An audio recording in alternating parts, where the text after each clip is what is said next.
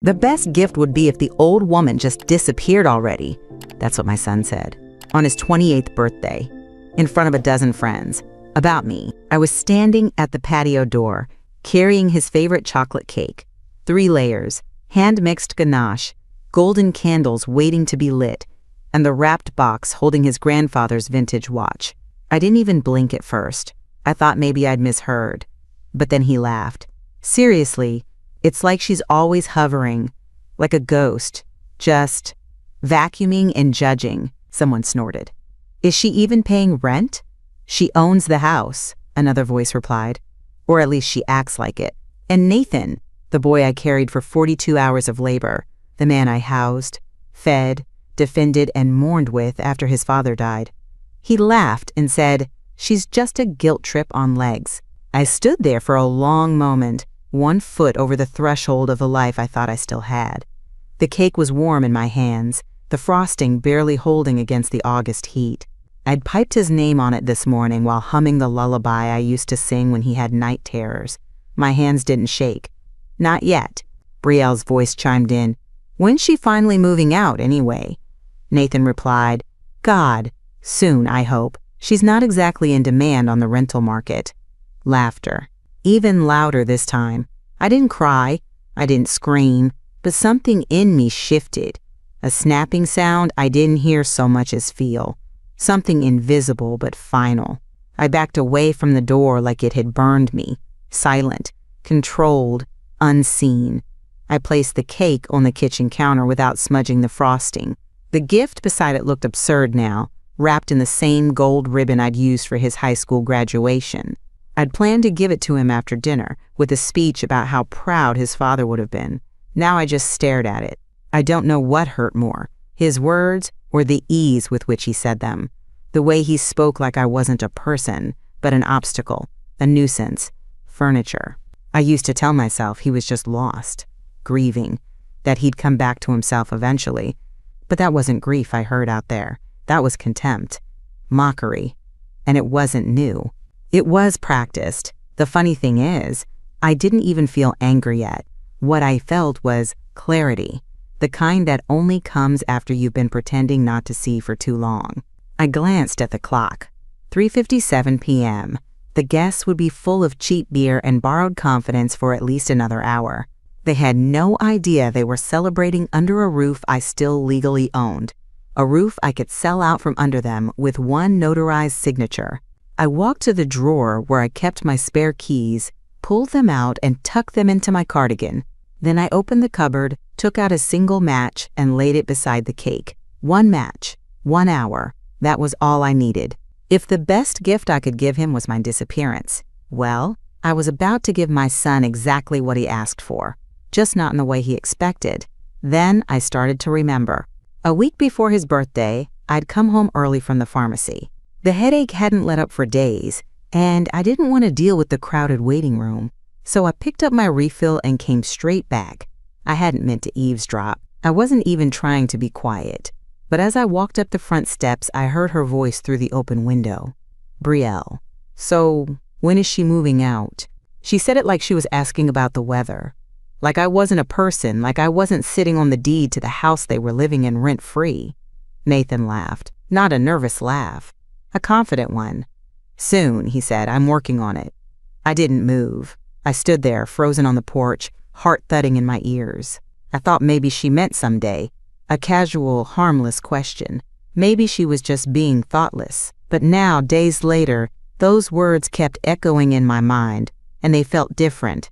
When is she moving out? I started remembering things I'd ignored. The locked drawer in the study. The one he said had tax documents and was easier if I didn't go through it because it's just clutter. The way Brielle always stopped talking when I walked into a room, plastering on a tight little smile. The text messages I'd seen flash across Nathan's screen that he'd flipped over too fast. A joke here, a jab there. She's still kicking. Old ladies like a roach. Never dies. They didn't say these things in anger. No, it was worse than that. They said them in amusement. Casual cruelty, the kind of cruelty that comes from feeling untouchable. I started taking mental notes. Every interaction, every whisper, every sideways glance. Brielle was sweet as sugar to my face. "Oh, Maureen, I love what you've done with the garden."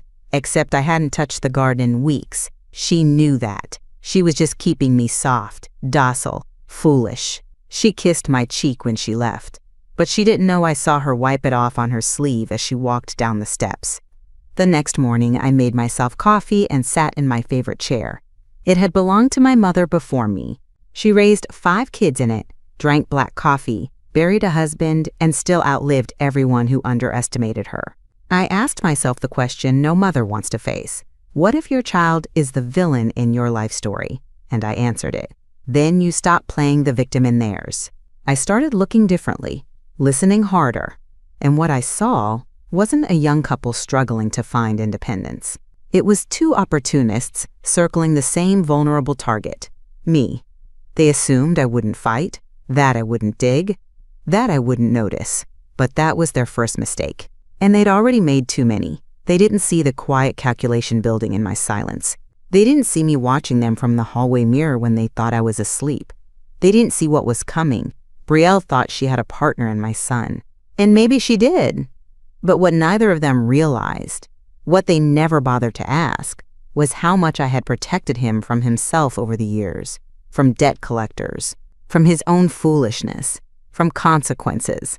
But I wasn't going to do that anymore. Not for him, not for her, and not for anyone who thought I didn't know exactly what was going on inside my own house. Let them think I'm the harmless one, the ghost with a vacuum cleaner. They'd find out soon enough. This ghost still owned the damn house. Betrayal doesn't always show up in loud, obvious ways. Sometimes it creeps in under door frames, hiding in the corners of drawers you no longer open. And when you finally start looking, really looking, it's everywhere. I started with the little things. First, my name had disappeared from the Wi-Fi account. It had always said Maureen Carter. I remember because I'd opened it myself when we moved in after Harold passed. Suddenly, it was under Nathan Carter. No notice, no explanation.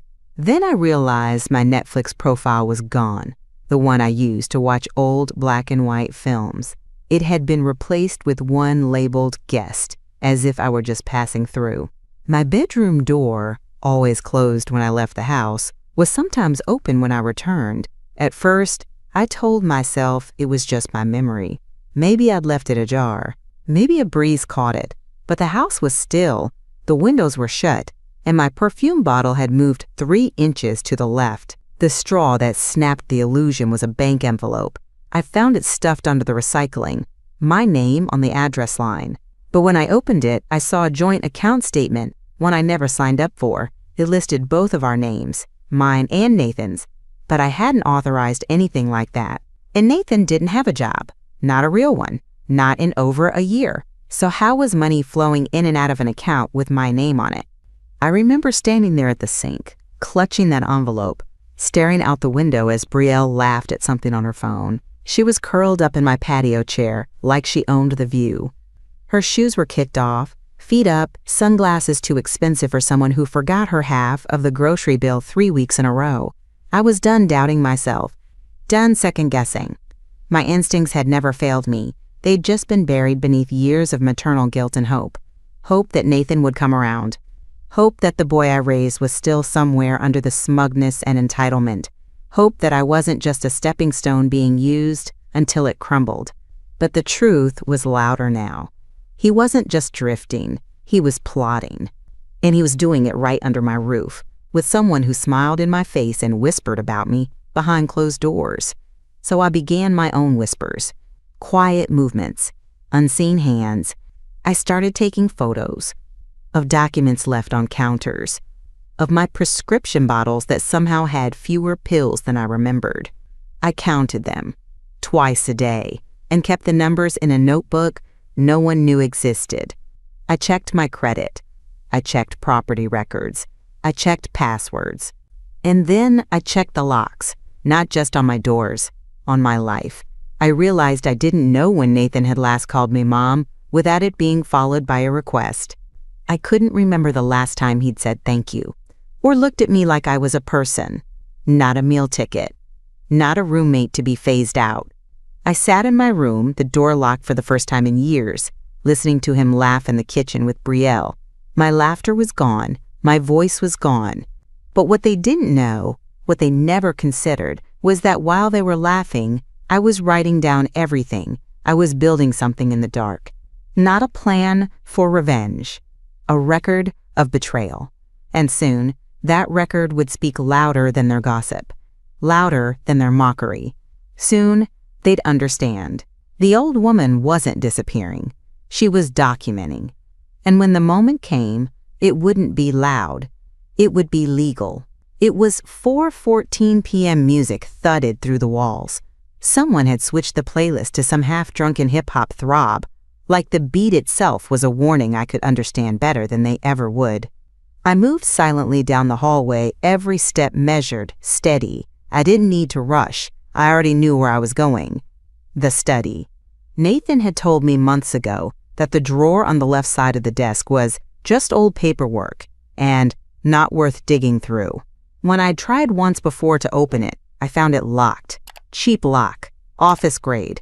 Insulting, really. I went to the kitchen drawer, pulled out the small tin where Harold used to keep miscellaneous screws, washers, and emergency keys. The spare desk key was still taped to the bottom, because unlike my son, my husband never believed in hiding things in plain sight. I clicked open the drawer in one smooth motion, and what I found should have shocked me, but it didn't. Not anymore. A lease agreement sat right on top. Fresh, laser printed. It was for this house. My house. And in the tenant's signature line, Nathan's scribble. In the landlord section, my name, but not my signature. I stared at the forged scrawl, pretending to be me. It was pitiful. The loops were wrong. The slant too dramatic. Nathan had never taken the time to learn how I signed my name. He probably thought it wouldn't matter. He probably assumed no one would check. Stapled to the back was a utility bill with his name, a printout of a Wi-Fi confirmation with his email. He was trying to create a paper trail, as if he could erase me with enough documentation. As if I hadn't paid for every square inch of this house with my husband's life insurance and my own sacrifices. I kept going. A folder labeled Plans revealed the rest. Budget spreadsheets, cost estimates for home renovations, Airbnb profitability charts, Airbnb. I let out a small, bitter breath. He wasn't trying to live here. He was trying to cash in. There was even a printed conversation with Brielle. Nathan, once she's out, I'm thinking studio in the master. Could rent it for $150 per night easy. Brielle, baby, I want you to have your space. You deserve it.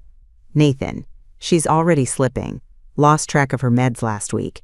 Almost gave me a reason to step in. I froze. Lost track of my meds? I reached for the folder in my other hand, the one I'd already filled with 2 empty prescription bottles I'd found in the trash earlier that day. Bottles I didn't finish. Someone had been stealing them. And now I knew why. He wasn't just forging documents. He was laying a case, trying to build a version of reality where I looked unstable, forgetful, vulnerable, evictable. I didn't know whether to scream or laugh. I did neither. I calmly slid the bottles next to the lease in the evidence folder. Then I opened the bottom drawer and found something I hadn't expected. My marriage certificate, my original birth certificate, and a manila envelope with my name on it, handwritten. I opened it and found a printout of a power of attorney document, blank, unfiled, but ready. He was going to make me disappear on paper before trying to erase me in person. It was all right there. The plan, the execution, the arrogance. I stood, folder in hand, lockbox under my arm, and I walked back toward the front of the house like nothing had happened. Like the last 10 minutes hadn't just confirmed everything, I picked up the phone and dialed. Not 911. This wasn't an emergency. Not yet. Non-emergency police line. How may I assist you? My name is Maureen Carter, I said calmly. I need to report suspected identity theft, possibly ongoing fraud. The voice on the other end grew more serious. Who's the suspect? My son, Nathan Carter. He lives with me. I believe he's used my name on financial and property documents without my consent. I have evidence. A pause. Then, Would you like an officer to come by? Yes, I said. Can they be here in about 45 minutes? That should be possible. Is there a reason for the specific timing? There's a party here right now. He won't see them coming. I need the officers to walk in like guests. I could almost hear the nod through the phone. We'll dispatch 2 officers at 4:50. Make it 4:55, I said. He'll still be smiling by then. I hung up and folded the deed back into the box. Then, I picked up the empty bank envelope from earlier, the one with both our names on it, and slid it into a folder with my prescriptions. 3 months' worth of refills, suddenly emptied early, taken from a woman who didn't matter. Because why would she notice? It was 4:32 p.m. The folder in my hands felt heavier now, not because of the paper, but because of the story it told, and it wasn't finished. Not yet. I slipped into Nathan's bedroom, quiet as memory. The bed was unmade, socks on the floor, drawers half open. He lived like he thought someone else would clean up the consequences. I moved to his desk. Nothing locked. That was his flaw. Overconfidence. The kind that grows when you've never faced a real consequence in your life. A spiral notebook sat open, pages folded over. I almost didn't look twice until I saw my name. Mom. June 18th. Forgot she already made coffee. Made a second pot. Seemed confused. June 22nd, left burner on. Smoke alarm went off. Note. Mentioned to Brielle. June 27th. Accused me of misplacing mail. She threw it out herself. July 2nd. Told me same story twice in one day. Long pause mid-sentence. My stomach turned. A fake log. Handwritten. Manufactured moments designed to paint me as declining. Slipping. Unsafe. He was writing me into fiction. I flipped the page.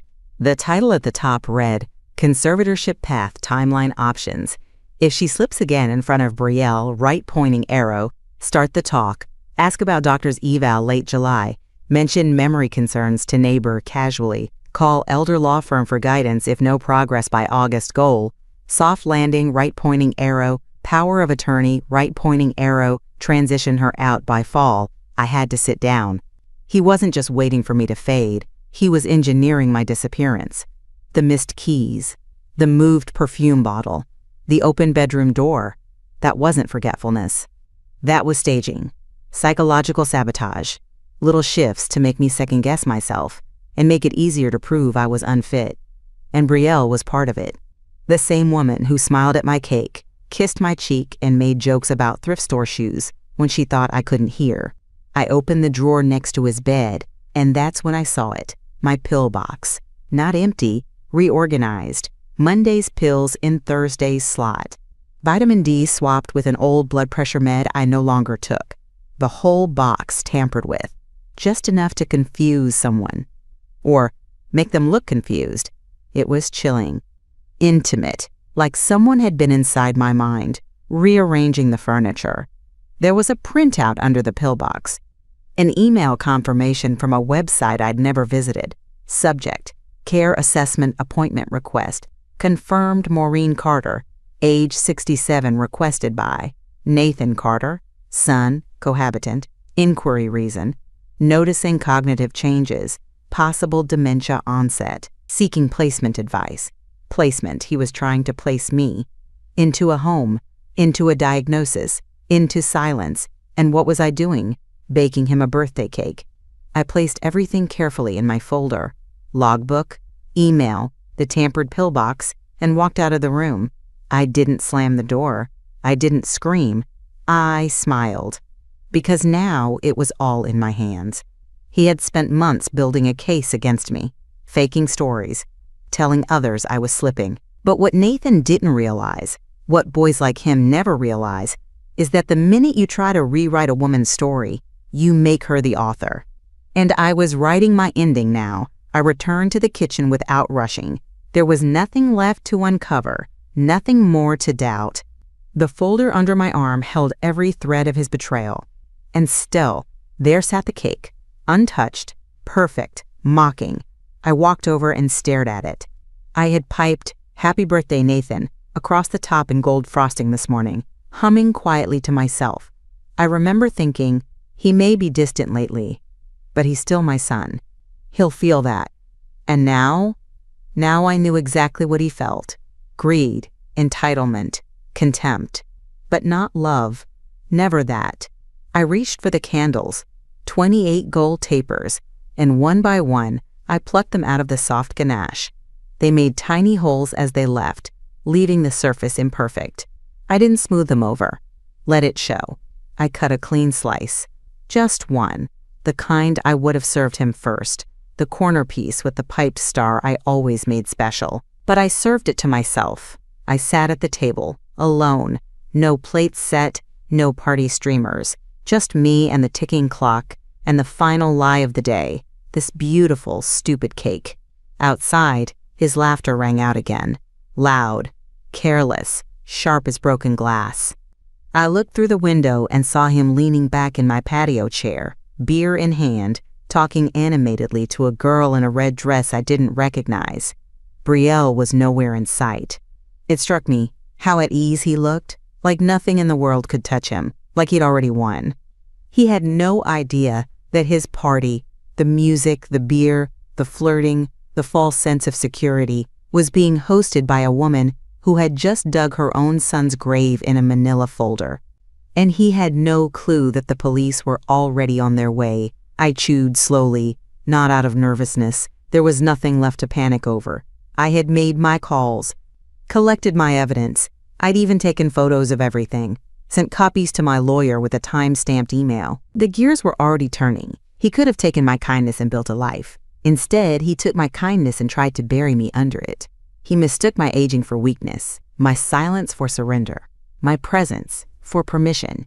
And now I was eating cake in the house he tried to steal, waiting for the moment the front door would open, and it would all come crashing down. I looked again at the cake, half frosted from where I'd pulled out the candles. I thought about lighting just one of them, just to watch something burn. But no, that wasn't how I wanted this to end. I wiped my fingers on a napkin, stood up, and placed the slices plate gently in the sink. I left the rest of the cake untouched. Let them eat it, if they dared.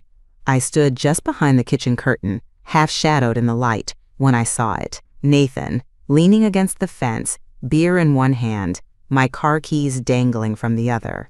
The same keys I hadn't seen in 2 days, the ones I'd torn the house apart looking for, before convincing myself I'd simply misplaced them. But I hadn't. He had taken them. He was twirling them on his index finger like a toy, like they weren't the only working set I had, like he hadn't stolen them and lied to my face when I asked, and then he said it, loud enough for the whole backyard to hear. Just take it for a spin, man. She'll never know. I'll cover for you if she freaks out. He tossed the keys to a boy I didn't recognize. College-aged, backwards hat, reeking of beer and borrowed confidence. The kid caught them, grinned, and walked toward my driveway like it was a carnival ride. My car, registered in my name, covered by my insurance, stolen under the soft pretense of familial sharing. And that's when I saw it clearly. This wasn't some petty, chaotic young man flailing to find his way. This was calculated entitlement. He believed, without hesitation, that nothing I owned truly belonged to me anymore. Not the house, not the bank account, not the car, not even the memories of the woman he once called Mom. He was distributing pieces of my life like party favors. And the crowd? They were laughing. Not one of them paused to ask, "Wait, is that your mom's car?" Not one questioned how Nathan could offer something he didn't own, because he had already rewritten the story. In their eyes, I wasn't a homeowner, a mother, a person. I was just the old woman who wandered in and out of the kitchen with snacks, the woman who'd be moving out soon. They didn't see the owner of the house watching them from behind the curtain. They didn't know the police were 15 minutes away. I stepped away from the window and took a breath. He'd given them my keys. What else had he handed out? Passwords? Mail? Pieces of me that were never his to give? I walked back into the living room and picked up my folder. I slid in one more note. Car keys taken. Offered to intoxicated guest. Vehicle still registered to me. I snapped a photo of the boy approaching the driver's side and attached it to the email draft I'd started for my lawyer.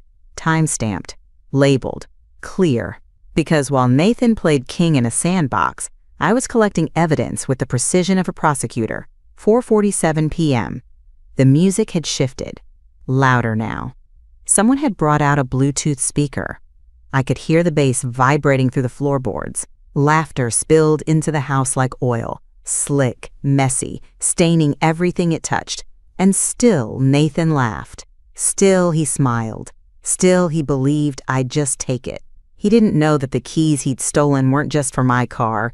They were the key to exposing him for exactly what he was. Not just reckless, not just arrogant, but criminally stupid. He thought he was untouchable, but he was standing in the middle of a house built on lies, and the foundation was starting to crack. I stood at the hallway table, gathering the last of the evidence, email printouts, prescription logs, the fake journal, when I heard a faint ding. A phone, not mine. Nathan's phone had been left charging on the console table, right by the door. Careless, arrogant, vulnerable. I shouldn't have looked. But he had forfeited privacy the moment he tried to erase my name from the life I gave him. The screen lit up again. Brielle, I told you she's not as clueless as she acts. You need to move fast. My thumb hovered. One swipe, just one. Unlocked. And there it was, the entire thread, every plan, every lie, every smug little message. Nathan, once she's out, we'll Airbnb the place. You can decorate the master, studio vibes. I'll finally have space to breathe. Brielle, LOL, imagine how much we'll make in summer. I can help with the listing. Should I take new pics tomorrow while she's at her appointment? Nathan, yes. Also, I moved her pillbox again. She said something about it being off. That's the third time. Think it's working. Brielle, babe, she's one weird episode away from a care facility. Nathan, good. Let them place her. I'll sign the form if she's too out of it to object. My fingers clenched around the phone. They weren't waiting for me to slip. They were engineering it, rehearsing it. Every word in that thread was another nail in the coffin they were building with smiles and whispers. Nathan, this is the last year we celebrate her birthday here. Next year, it's us, our life. He was talking about my birthday, the one I'd spent alone last month, in this very house. After he forgot, after she said they had plans, I had sat with leftover stew and watched the rain streak down the kitchen window while they posted selfies from a winery 2 counties over. And now, he was calling it the last one. Because next year, I wouldn't be here, not by accident, by design. I forwarded the message thread to my own email, snapping a screenshot before the phone dimmed. Then I set it back exactly how I found it. My hands didn't tremble. I felt nothing. No sorrow, no ache, not even rage, just clarity. This was no longer about a house. It wasn't even about being betrayed. It was about survival. He hadn't tried to hurt me in the heat of anger. He wasn't lashing out in grief or stress. This wasn't temporary. He had tried to erase me with intention, with help, and with pleasure. Then I picked up the phone and dialed the officer I'd spoken to earlier. He answered on the second ring. Maureen Carter? Yes. They're still here, I said calmly. The music's loud. They won't hear you knock unless you come straight to the front door. Understood. Are you still pressing charges? I looked at the folder beside me, thick now with proof. The forged lease, the fake symptom journal, the tampered pillbox, the Airbnb texts. My name, my future, my dignity, all stolen and repackaged by a man I once carried in my arms. Yes, I said. You'll find forged documents in his nightstand. The identity theft is real. The medical abuse is real. I've documented it all. There was a pause. I could hear the officer exhale. Not in disbelief, but in recognition. We're 5 minutes out. We'll approach as quietly as we can. I hung up without another word. No pleasantries, no emotion. This wasn't the time for tears. It was the time for consequences. 4:55 p.m. The timing had to be perfect.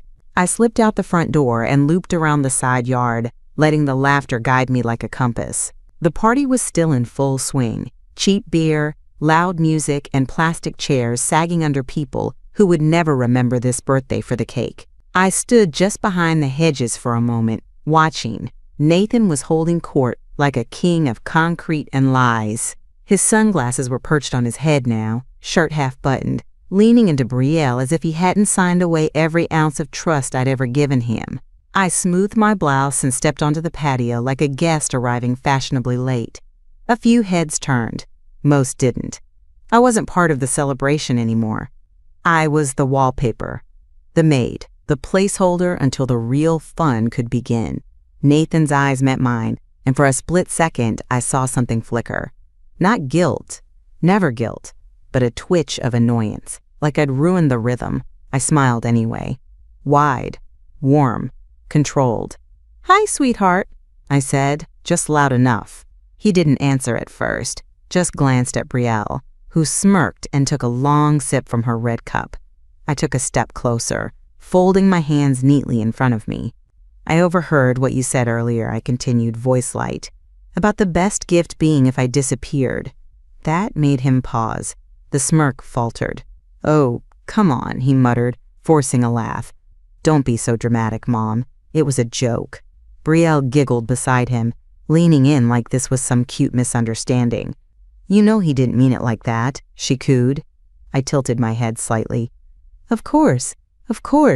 I just wanted to thank you for the clarity." He blinked. "What?" "I'll be out of your life," I said, with the same tone I once used to offer cookies and milk.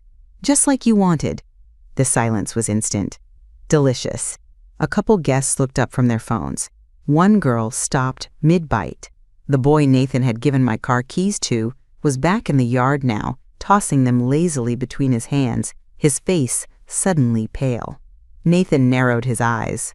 "Wait, what are you talking about?" I smiled again, this time smaller, sharper. "Just that you were right. I don't belong here anymore. You need the space, and I need to move on. It's time." He opened his mouth, then closed it. No one said a word, not even Brielle, who suddenly couldn't seem to find anything clever to say.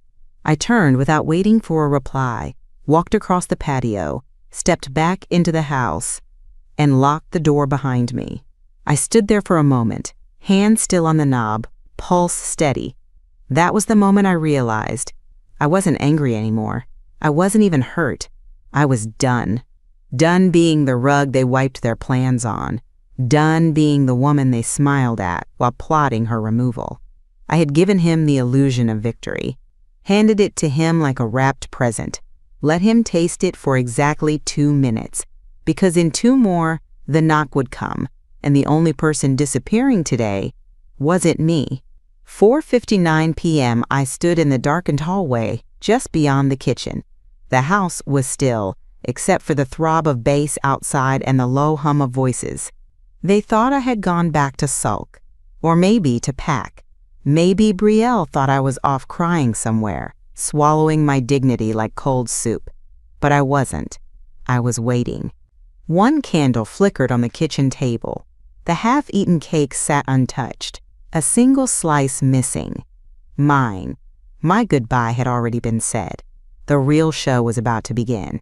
5 p.m., right on cue. Red and blue lights poured through the lace curtains, slicing across the kitchen floor like judgment. The music cut off abruptly. I heard someone yell, "Whoa, what the hell?" Then the knock. 3 sharp raps on the front door, firm, official. I didn't move. From the living room, I heard footsteps, heavy ones, the kind of walk people adopt when they still think they can talk their way out of anything. Then Nathan's voice, cocky and casual. "Yeah? What's the problem, officer?" Then came the words that changed everything. "Nathan Carter? You're under arrest for attempted fraud and identity theft." The silence that followed was instant and brutal, like someone had punched the party in the lungs. I stepped slowly into view. Through the crack in the hallway, I saw them, the officers in full uniform, standing at the threshold with purpose. Nathan's smile faltered. Wait, what? This is my birthday?" The first officer didn't flinch. "And you're going to need a lawyer." Gasps rippled across the yard. Someone dropped a drink. Brielle stepped back like she'd just realized she was standing in wet cement. Nathan looked around for help, for allies. Mom? Mom! What is this?" I stepped fully into the living room now, folder in hand, expression unreadable. "I told you I'd be gone," I said quietly. "Turns out it's you who'll be leaving instead." He took a step toward me, face pale, mouth open. "You called the cops on your own son?" "No," I said, my voice low and measured. "I called them on a man who forged my signature, stole my prescriptions, lied about my mental health, and tried to steal my house." The officer stepped between us as Nathan reached out again. "Hands behind your back, sir." The cuffs clicked shut. The same hands that had once clung to my finger as a baby now pulled helplessly against cold steel.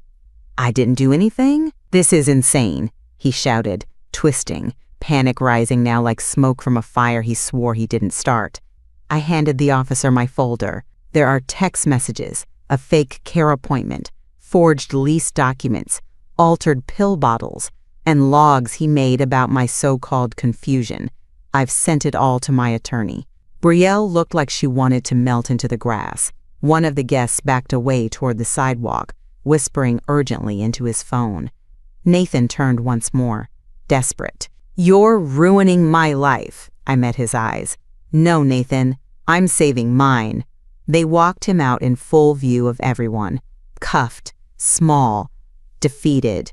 He didn't look like a man anymore. He looked like a scared boy who had finally run out of lies. The sirens quieted, but the shame remained, burning in the cracks of his carefully constructed world.